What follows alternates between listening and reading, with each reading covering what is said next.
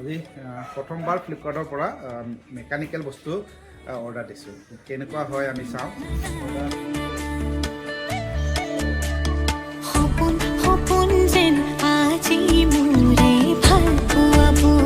এইফালে লৈ আহোঁ ঝিৰি ঝিৰি সপোন নামি আহে আজি চকুতে মোৰ